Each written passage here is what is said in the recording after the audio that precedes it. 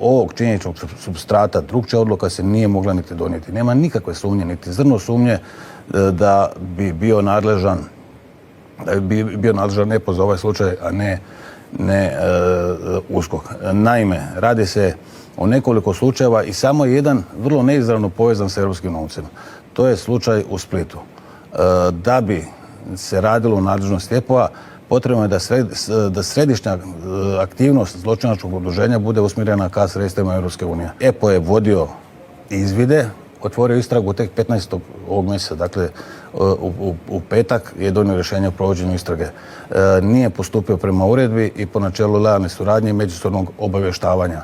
Dakle, nije nas obavijestio, mi nismo znali da se vodi paralelan postupak. Želim napomenuti, a to prolazi kroz radar javnosti, da niti jedan podatak o istrazi koju je vodio USKOK o nedavnom predmetu nije izašao u javnost, dok su neki dnevni listovi i dan danas zapravo u nastavcima objavljivali sadržaje tih WhatsApp poruka, iskaze svjedoka itd.